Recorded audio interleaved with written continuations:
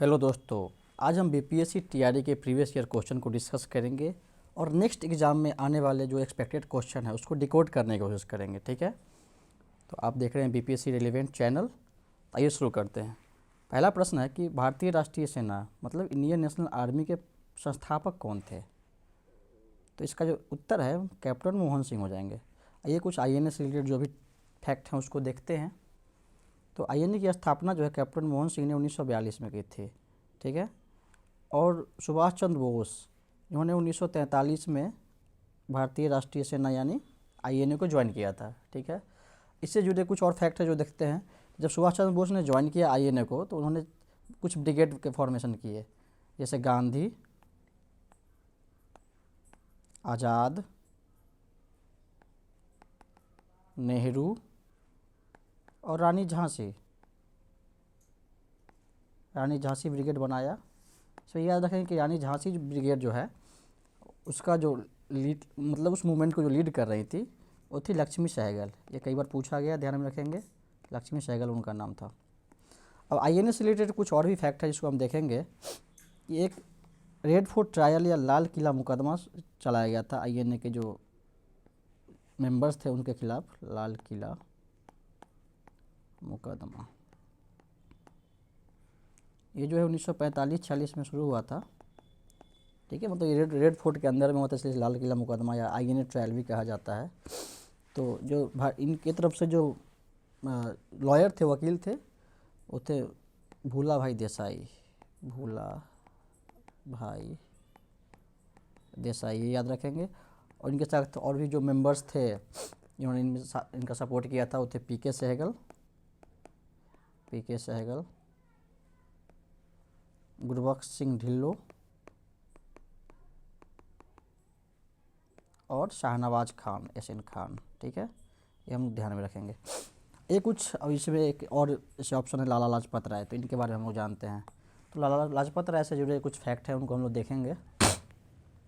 तो इनके कुछ बुक्स हैं उनको हम लोग याद रखने की कोशिश करेंगे जो इन्होंने लिखा है। जैसे एक अनहैप्पी इंडिया है, कई बार एग्जाम में पूछा गया है। अनहैप्पी इंडिया, यंग इंडिया, सभी के नोट्स आप लोग बनाते चलेंगे, ये काम आएगा आपको। और एक और इम्पोर्टेंट इनका the story of my deportation.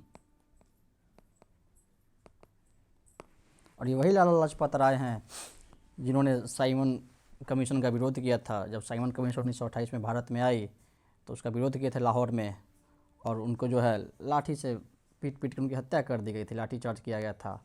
और उन्होंने लास्ट मोमेंट पे ये कहा था कि मुझ पर किए गए लाठी के वार ब्रिटिश साम्राज्यवाद के लिए ताबूत के किलो की तरह साबित होगा। तो ये कुछ इंपॉर्टेंट फैक्ट याद रखेंगे। आइए नेक्स्ट देखते हैं, ताना भगत आंदोलन किससे संबंधित है। ताना भगत नाम से पता चल रहा है कि आदिवासी आंदोलन था, और ताना भगत आंदोलन जो है 1913-14 में शुरू हुआ था, और ये बाद में जाके खिलाफत और असहयोग आंदोलन के साथ भी मिल गया था। ठीक है, और इसके लीडर जो थे उनका नाम था जात्रा भगत। ये आदिवासी आंदोलन से बहुत सारे प्रश्न आ रहे हैं, आगे भी हम लोग कुछ प्रश्न देखेंगे और कोशिश करेंगे कि उससे रिलेटेड जो भी फैक्ट होंगे उसको हम लोग आगे डील करेंगे। आइए नेक्स्ट क्वेश्चन देखते हैं कि किस राज्य में रक्षाबंधन को वृक्ष सुरक्षा दिवस के रूप में मनाया जाता है। तो इसका उत्तर बहुत आसान है, बिहार में मनाया जाता है। 2012 में नीतीश चाचा के द्वारा शुरू किया गया था यह कार्यक्रम। रक्षाबंधन के दिन से हम लोग वृक्ष सुरक्षा दिवस मनाएंगे। आइए हम लोग देखते हैं नेक्स्ट क्वेश्चन। प्रश्न है कि निम्नलिखित में से किस राज्य में काली मिट्टी पाई जाती है। तो यहाँ हम लोग नोटिस करेंगे कि ज्योग्राफी से भी कुछ इंपॉर्टेंट क्वेश्चन लिए गए हैं जो कि बार बार पूछे जा रहे हैं, और ये इसमें जो मिनरल्स हैं, रॉक्स हैं, सॉयल, मिट्टी से प्रश्न आते रहे हैं। तो ये हम लोग देखते हैं, काली मिट्टी की बात करते हैं। तो काली मिट्टी को हम लोग रेगूर मिट्टी भी कहते हैं, रेगूर सॉयल भी कहा जाता है। ठीक है, और ये जो मुख्यतः है पाए जाते हैं गुजरात के क्षेत्र में, कर्नाटक के क्षेत्र में, और ये मेनली जो डेक्कन पठार जो है, डेक्कन प्लेट्यू है, उस क्षेत्र में पाए जाते हैं। ठीक है, और ये इसमें मैग्नीशियम, आयरन और एल्युमिनियम की प्रचुरता होती है। और इसमें क्या है कि ये हाई वाटर रिटेंशन कैपेसिटी होता है कि जब नमी रहेगा तो ये मतलब जब ज़्यादा बारिश हो रही है, पानी है, तो ये दलदल हो जाएगा, ठीक है, और जब सुखाड़ होगा तो इसमें क्रैक पड़ जाता है, मतलब हाई वाटर रिटेंशन कैपेसिटी होता है, ठीक है, इसको हम लोग ध्यान में रखेंगे। आइए नेक्स्ट क्वेश्चन देखते हैं कि भारत में वनस्पति एवं जीवों की कितनी प्रजाति पाई जाती है। ये थोड़ा फैक्ट है, इसको याद रखने की चीज़ है, रटने वाला चीज़ इनफैक्ट। तो इसका प्रश्न होगा 81,000 प्रजाति जीवों एवं 47,000 प्रजाति वनस्पति की पाई जाती है। यहाँ फैंसी मीडियम जो इंग्लिश मीडियम के छात्र हैं, जीव मतलब फौना, सॉरी फौना बोलते हैं, ठीक है, एंड वनस्पति यानी फ्लोरा, जो पेड़ पौधे से रिलेटेड चीज़ें हैं उसे फ्लोरा कहते हैं, और जो जीव जंतु उसे फौना कहते हैं। आइए यहाँ पे जब ये जैव विविधता की बात की गई है तो हम लोग कुछ बायोडाइवर्सिटी यानी जैव विविधता की बात करते हैं, बायोडाइवर्सिटी। तो हमारे भारत में 4 बायोडाइवर्सिटी हॉटस्पॉट हैं जहाँ पे मतलब जैव विविधता कुछ ज़्यादा ही पाई जाती है। उस 4 को याद रखेंगे, कई बार प्रश्न इससे पूछा जाता है। तो पहला जो है वो हिमालय के क्षेत्र है, इसमें जैव विविधता पाई जाती है, बायोडाइवर्सिटिकल ये हॉटस्पॉट है। नेक्स्ट है पश्चिमी घाट यानी वेस्टर्न घाट। एक है अंडमान एंड निकोबार आइलैंड, अंडमान और निकोबार द्वीप समूह जो है वहाँ। और एक है इंडो बर्मा क्षेत्र, भारत और म्यांमार के जो सटे हुए क्षेत्र, या कैसे इनफैक्ट कह सकते हैं कि ये जो अपना नॉर्थ ईस्ट का रीजन है वहाँ पे बायोलॉजिकल हॉटस्पॉट पाए जाते हैं, बायोडाइवर्सिटी हॉटस्पॉट पाए जाते हैं, ठीक है। तो इसको हम लोग इस फैक्ट को याद रखेंगे। टोटल 4 बायोडाइवर्सिटी हॉटस्पॉट हैं अपने भारत में, ये ध्यान रखेंगे, ये 4 बहुत ज़्यादा इंपॉर्टेंट है, ध्यान में रखेंगे। आइए नेक्स्ट क्वेश्चन देखते हैं। प्रश्न है कि खनिज निम्नलिखित में से किस चट्टान के स्तर में जमा होता है। खनिज की बात करते हैं यानी मिनरल्स, मतलब कौन सा चट्टान में जमा होता है। तो अवसादी यानी सेडिमेंट्री रॉक्स में जमा होते हैं। यहाँ पे चट्टान यानी रॉक्स जो हैं अपने 3 तरह के पाए जाते हैं, जो यहाँ दिया हुआ है। पहला आग्नेय होता है, फिर अवसादी, फिर रूपांतरित, ये ध्यान में रखेंगे, ठीक है। इसमें आइए कुछ एग्जाम्पल देख लेते हैं हम लोग। जैसे अवसादी चट्टान का क्या एग्जाम्पल है। इसमें चूना पत्थर यानी सैंड स्टोन, लाइम स्टोन यानी सॉरी ये बलुआ पत्थर हुआ सैंड स्टोन, और लाइम स्टोन हो गया चूना पत्थर, ठीक है। और कोल यानी कोयला, ये सारी जो है अवसादी चट्टान के एग्जाम्पल हैं। ये कुछ रूपांतरित पहले अग्नेय चट्टान का एग्जाम्पल देखते हैं। तो अग्नेय चट्टान यानी इग्नियस रॉक्स के जो एग्जाम्पल हैं ये हैं बेसाल्ट, ग्रेनाइट, गैब्रो, डायोराइट इत्यादि, बहुत सारे हैं। इतना ये स्पेशली ये याद रखेंगे, इसे कई बार प्रश्न पूछा गया प्रीवियस ईयर क्वेश्चन में।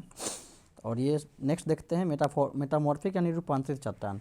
तो मेटामॉर्फिक, ये मेटामॉर्फिज्म क्या होता है, रूपांतरित, जैसा कि नाम से ही पता चल रहा है कि अग्नेय रॉक जो होते हैं, इग्नियस रॉक्स जो होते हैं, अग्नेय चट्टान, ये जो निकलते हैं जब हमारा ज्वालामुखी का प्रक्रिया होता है तो अर्थ क्रस्ट से निकलते हैं, ठीक है। और ये अग्नेय चट्टान से फिर अवसादी चट्टान बनते हैं और अवसादी से रूपांतरित, ये साइकिल है कि पहले इग्नियस बनेंगे, फिर सेडिमेंट्री, देन मेटामॉर्फिक यानी रूपांतरित, ठीक है। तो आइए हम लोग रूपांतरित चट्टान का कुछ एग्जांपल देख लेते हैं। तो यहाँ पे एग्जांपल इसका स्लेट है, स्लेट और सिस्ट, ये स्पेलिंग ध्यान रखेंगे, कई बार आता है एग्जाम में, सब तो जटिल है। मार्बल और क्वार्टजाइट, ये सभी जो हैं रूपांतरित चट्टान के एग्जाम्पल, ठीक है, ये सब ध्यान में रखेंगे। ये नेक्स्ट प्रश्न देखते हैं। निम्नलिखित में से कौन सी एक फलीदार फसल है, यानी लेगुमिनस क्रॉप्स कौन से है, लेगुमिनस क्रॉप कौन सा है। तो लेगुमिनस यानी दलहन है, यहाँ से आसान है क्वेश्चन, ये पता कर सकते हैं। और भी एग्जाम्पल दलहन के हैं, लेगुमिनस फलीदार फसल के हैं एग्जाम्पल, जैसे सोयाबीन हो गया, दलहन प्रश्न में ही दिया हुआ है, मटर हो गया, पी, ये सारी चीज़ें हैं, ये ध्यान में रखेंगे। और इसके कुछ बेनिफिट्स हैं, जो फलीदार फसल लेगुमिनस प्लांट्स होते हैं इसके ये हैं बेनिफिट्स हैं। जैसे ये नाइट्रोजन फिक्सेशन में, नाइट्रोजन फिक्सेशन यानी नाइट्रोजन स्थिरीकरण में काफ़ी हेल्प करता है। और मृदा अपरदन यानी सॉयल इरोजन को भी रिड्यूस करता है, कम करता है, ठीक है। आइए नेक्स्ट क्वेश्चन देखते हैं। निम्नलिखित में से कौन से दो चरम स्थान पूर्व पश्चिमी गलियारे से जुड़े हैं? लेट्स से कि हमारा ये भारत है, रफ आइडिया, ये भारत है, ठीक है। तो पूर्व, ये उत्तर हो गया, ये दक्षिण हो गया, ये पूरब हो गया, ये पश्चिम हो गया। तो कह रहा है कि पूर्व पश्चिम गलियारा जो है कहाँ से कहाँ जाता है? तो ये इधर गुजरात होगा, इस साइड में गुजरात के पोरबंदर से इधर असम ईस्ट में, असम के सिलचर तक ये एक दूसरे को जोड़ता है, ठीक है।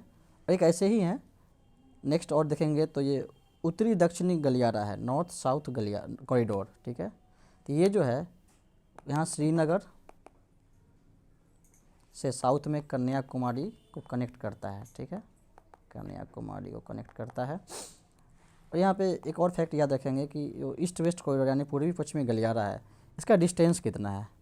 इसका डिस्टेंस जो है लगभग 2933 किलोमीटर है। ये भी कई बार पूछा गया है।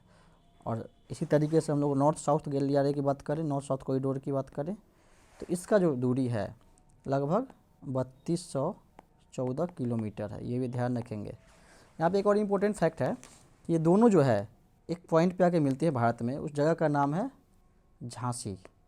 झांसी में दोनों गलियारे जो हैं, कॉरिडोर्स जो हैं, एक दूसरे को कट करते हैं, यानी वहाँ से मिलते हैं, गुजरते हैं, ठीक है। यहाँ पे एक और इम्पोर्टेंट फैक्ट याद रखेंगे, एक स्वर्णिम चतुर्भुज है, भुज योजना थी, गोल्डन क्वाड्रिलेटरल स्वर्णिम चतुर्भुज। ये जो है दिल्ली, मुंबई, चेन्नई और कोलकाता को कनेक्ट करता है, ठीक है। ये ध्यान में रखेंगे, कोलकाता को कनेक्ट करता है कि गोल्डन क्वाड्रिलेटरल। अगर पूछ दिया जाए कि किस किस स्थान को कनेक्ट करता है, तो दिल्ली, मुंबई, चेन्नई, कलकत्ता, ये जब इस सारे प्लेस को डॉट से कनेक्ट करेंगे तो एक चतुर्भुज यानी क्वाड्रिलेटरल का फॉर्मेशन होता है, इसलिए इसे गोल्डन क्वाड्रिलेटरल कहा गया है। ये नेक्स्ट क्वेश्चन देखते हैं। प्रश्न है कि स्टेलेक्टाइट और स्टेलेग्माइट स्थलाकृतियाँ बनती हैं किसके द्वारा? अरे टोपोग्राफी का इनफैक्ट ये क्वेश्चन पूछा गया है, टोपोग्राफी से प्रश्न भी आने लगे हैं अब तो, अच्छे अच्छे प्रश्न पूछे गए हैं, ठीक है। तो स्टेलेक्टाइट और स्टेलेग्माइट जो है भूमिगत जल द्वारा बनाई गई स्थलाकृतियाँ हैं। इसे कहते हैं अंडरग्राउंड वाटर टोपोग्राफी, ठीक है। यदि आप कहेंगे तो मैं टोपोग्राफी पर एक सेपरेट वीडियोज बना दूंगा, उसमें कुछ इमेज वगैरह भी रहेंगे ताकि आपको मतलब याद करने में आसान हो, ठीक है। आइए नेक्स्ट क्वेश्चन देखते हैं। 22 अप्रैल को किस रूप में मनाया जाता है? तो हम सभी जानते हैं कि 22 अप्रैल को विश्व पृथ्वी दिवस के रूप में मनाया जाता है। तो इसका उत्तर हो गया ऑप्शन ए है, विश्व पृथ्वी दिवस, ठीक है। नेक्स्ट है कि विश्व स्वास्थ्य दिवस का मनाते हैं, तो ये 7 अप्रैल को मनाते हैं, ठीक है। एक बार चेक कर लें, 7 अप्रैल है, मार्च है, थोड़ा सा चेक कर लेंगे, ठीक है। फिर विश्व ओजोन दिवस, ये जो है 16 सितंबर को हम लोग मनाते हैं, ये ध्यान रखेंगे, काफ़ी इंपॉर्टेंट है। और हाँ एक फैक्ट और कि जब आपका एग्जाम हो तो उसके आसपास जो भी इंपॉर्टेंट डेट्स हैं या जो भी दिवस मनाए गए हैं तो उसका थीम्स आप लोग एक बार देख लेंगे, ठीक है। थीम्स से भी क्वेश्चन कई बार पूछा गया है। ये नेक्स्ट 62 क्वेश्चन देखते हैं। भारत की स्थलाकृतिक मानचित्र किस संगठन द्वारा बना? देखिए टोपोग्राफी से रिलेटेड भी एक यहाँ प्रश्न ये भी आया है, और इसी से रिलेटेड प्रश्न देखा जाए तो कि मतलब कौन सा संस्थान जो है ये मैप जारी करता है, ठीक है, टोपोग्राफिकल मैप जो है किस संस्थान के द्वारा जारी किया जाता है? तो इसका उत्तर जो है भारतीय सर्वेक्षण विभाग होगा, जिसका कि हेड क्वार्टर है देहरादून, ठीक है, ये याद रखेंगे। आइए नेक्स्ट क्वेश्चन देखते हैं हम लोग। नेक्स्ट क्वेश्चन है कि 1857 के विद्रोह को किसके द्वारा पहली बार प्रथम भारतीय स्वतंत्रता संग्राम के रूप में वर्णित किया गया था? ये काफ़ी आसान प्रश्न है, हम सभी जानते हैं कि इसका उत्तर जो है वीर सावरकर होगा, इन्होंने ऐसा कहा था, ठीक है। अब आइए कुछ और फैक्ट देखते हैं कि मतलब 1857 के विद्रोह से और क्या क्या प्रश्न बन सकते हैं, ठीक है। तो एक प्रश्न ये बनता है कि बिहार के रोहिणी देवघर जिले के रोहिणी गांव में, देवघर उस समय बिहार और झारखंड एक थे, देवघर के रोहिणी गांव से शुरू हुआ था बिहार में, ठीक है, यह ध्यान में रखेंगे। और बिहार में इसको लीड किसने किया था इस 1857 के विद्रोह को? तो बाबू वीर कुंवर सिंह, ये आप सभी जानते हैं, ठीक है। और यहाँ पे एक पीर अली का नाम याद रखेंगे, पीर अली, एक पुस्तक विक्रेता थे, बुक सेलर थे पटना में। इन्होंने पटना में विद्रोह किया था, उसके बाद ये और आगे जाकर स्टेट वाइज या फिर पूरे कंट्री वाइड में फैला था। बुक सेलर थे, इन्होंने किया था विद्रोह, ठीक है, मीर अली। इनको बाद में फिर जुलाई में फांसी पे चढ़ा दिया गया था, ठीक। अब ये जो स्टेटमेंट है कि 1857 से रिलेटेड जो भी स्टेटमेंट है, किसने क्या कथन कहा, तो वीर सावरकर का तो यहाँ पे दिया हुआ है। आरसी मजूमदार का हम देखेंगे कि इन्होंने कहा था कि ये neither the first not the independent struggle था, ना तो पहला और ना ही एक स्वतंत्रता संग्राम था, एक स्वतंत्रता संग्राम था, ठीक है। ये भी ध्यान में रखेंगे, ये आरसी मजूमदार का क्या हुआ कथन है, ठीक। और आप इसमें आप लोगों का काम है कि और भी जो भी इंपॉर्टेंट स्कॉलर्स या हिस्टोरियंस ने जो भी 1857 के विद्रोह के बारे में जो स्टेटमेंट कहा है उसको आप लोग देख लेंगे। ये थीम बेस्ड क्वेश्चन है, इससे प्रश्न आएंगे, ये आप गांठ बांध के रखिए, ठीक है। यहाँ पे हम देखेंगे कि बाल गंगाधर तिलक की बात की गई थी, आइए इनके बारे में कुछ हम लोग जान लेते हैं। इन्होंने कुछ किताब लिखा है, कुछ बुक्स के ऑथर रहे हैं ये, तो इसको देख लेते हैं। एक तो गीता रहस्य है, ठीक है, the Arctic home to Vedas, Arctic home to Vedas. एक ओरियन किताब भी ये लिखे हैं, ओरियन ये याद रखेंगे। और इन्होंने कुछ अपना न्यूज़पेपर भी पब्लिश किया था, मैगजीन पब्लिश किया था, ये भी काफ़ी इंपॉर्टेंट है और कई बार पूछे गए हैं।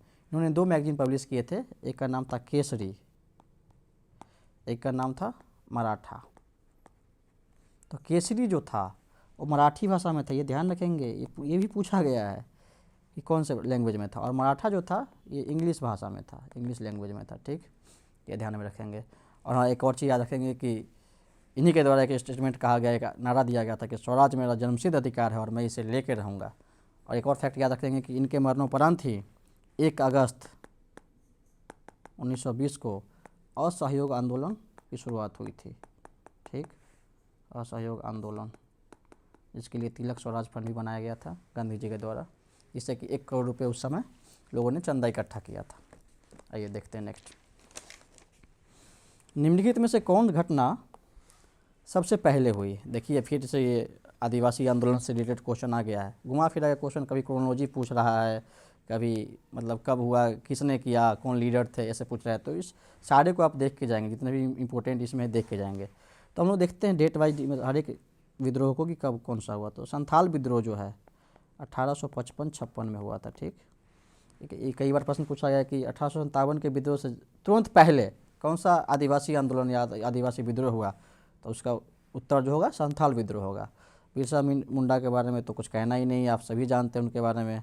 इन्हीं के मेमोरी में 15 नवंबर को हम लोग मतलब ये आदिवासी कुछ ये एक बार आप कमेंट करेंगे कि क्या हम लोग 15 नवंबर को मनाते हैं, मैं तो दिमाग से निकल रहा है मेरे, ठीक है।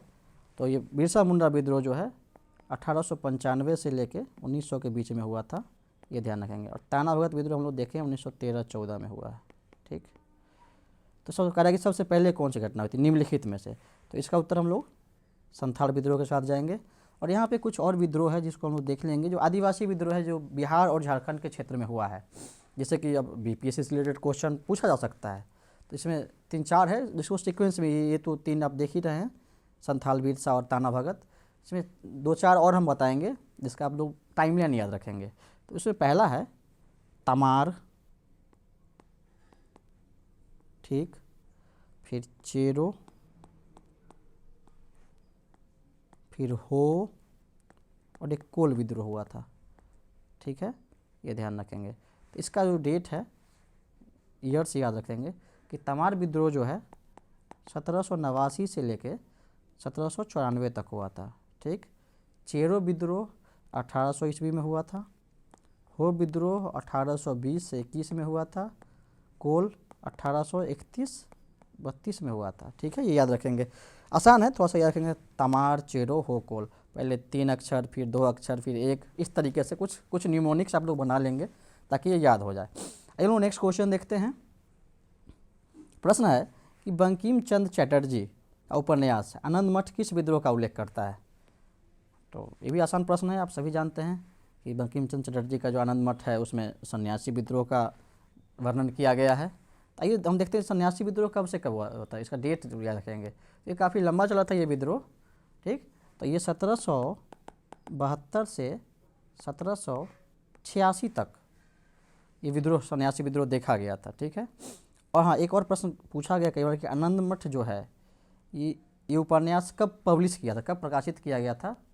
तो ये 1882 में हुआ था, ये भी ध्यान रखेंगे, काफ़ी इंपॉर्टेंट प्रश्न है, वेरी वेरी इंपॉर्टेंट, ठीक है। आइए नेक्स्ट क्वेश्चन देखते हैं कि प्रथम बार संघर्ष के तरीकों के रूप में स्वदेशी एवं बहिष्कार भारत में कब अपनाया गया? तो आप लोग बताएं। चलिए मैं बताता हूँ। ये जो है पहली बार बंगाल विभाजन के दौरान किया गया, जिसमें कि स्वदेशी आंदोलन भी कहा जाता है। इसके बाद स्वदेशी आंदोलन शुरू हुआ था, स्वदेशी मूवमेंट, स्वदेशी आंदोलन, ठीक है। एक कुछ हम फैक्ट देख लेते हैं कि जो बंगाल विभाजन का घोषणा जो है कर्जन के द्वारा किया गया था। कर्जनमा बहुत ही क्या बोले बदमाश था, किया था। चलिए तो देखते हैं कि कर्जन जो है, कर्जन कब किया था इसका बंगाल विभाजन की घोषणा। तो ये भी कई बार परीक्षा में पूछा गया कि इसकी घोषणा कब हुई। तो 19 जुलाई 1905 में। और इसे लागू कब किया गया? तो 16 अक्टूबर से लागू, 16 अक्टूबर 1905 को इसको लागू किया गया, ठीक है। और इसी स्वदेशी आंदोलन में जिसको लीड किए थे लाल, बाल और पाल। आप यहाँ पे आप बताएंगे कि लाल, बाल, पाल का पूरा नाम क्या था, ये कौन से गरम दल के नेता थे? मतलब ये गरम दल के नेता जो ये तीनों थे, लाल, बाल, पाल, इनकी जो टिकरी थी, इनका पूरा नाम क्या था? आप लोग कमेंट में प्लीज़ मेंशन करेंगे। और आइए कुछ और देखते हैं इसमें एक्स्ट्रा इन्फॉर्मेशन। ये जो 1905 में जो ये हुआ आपका बंगाल विभाजन, सॉरी, तो उसी दौरान भारतीय राष्ट्रीय कांग्रेस, इंडियन नेशनल कांग्रेस का 1905 का अधिवेशन जो है कहाँ हुआ? तो बनारस में हुआ था, बनारस में, ठीक है। और इसकी अध्यक्षता किए थे गोपाल कृष्ण गोखले बाबू ने। ये वही गोपाल कृष्ण गोखले हैं जिन्हें गांधी जी का राजनीतिक गुरु कहा जाता है, राजनीतिक गुरु, ठीक। अब आइए हम लोग देखते हैं क्या है होम रूल आंदोलन। इसके बारे में कुछ जान लेते हैं कि क्या कर रहा है ये होम रूल आंदोलन जो है। बाल गंगाधर तिलक और एनी बेसेंट ने मिल के शुरू किया था। पहले तिलक ने किया, फिर एनी बेसेंट ने किया शुरुआत। ये 1916 की बात है, 1916 में शुरू हुआ था ये होम रूल आंदोलन, ठीक है। ये स्वराज के लिए लड़ रहे थे कि हाँ हमारा खुद का सेल्फ रूल होना चाहिए, इसलिए इसे होम रूल आंदोलन भी कहा गया, ठीक है। 1916 में हुआ था। यहाँ पे हम लोग देखेंगे कि एनी बेसेंट के कुछ बुक्स हैं, इससे भी प्रश्न आते हैं कि कौन कौन सी मतलब ये मैगजीन्स या आर्टिकल इन्होंने लिखा है। तो एक है कॉमनवेल्थ,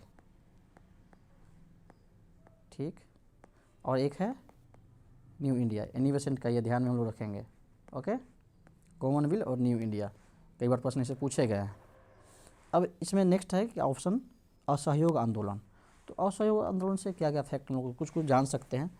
तो ये हम जानते हैं कि बाल गंगाधर तिलक की मृत्यु उपरांत 1 अगस्त 1920 को शुरू हुआ, फॉर्मली अनाउंस किया गया गांधी जी के द्वारा, और तिलक स्वराज फंड बनाया गया जिसमें 1 करोड़ चंदा इकट्ठा किया गया और पूरा शांतिपूर्वक अहिंसात्मक तरीके से इसको चलाया गया था।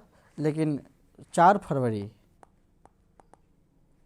1922 को चौरी चौरा एक जगह है, चौरी चौरा, एक मिनट रुक जाइए, इसको मैं हटाऊँ पहले, स्पेस कम है। चौरी चौरा एक जगह है गोरखपुर में, ठीक है, यानी यूपी में, गोरखपुर यूपी में है। वहाँ पे मतलब ये अहिंसात्मक जो आंदोलन था हिंसा में तब्दील हो गया और 22 पुलिस वालों को पुलिस थाना में ही जला दिया गया।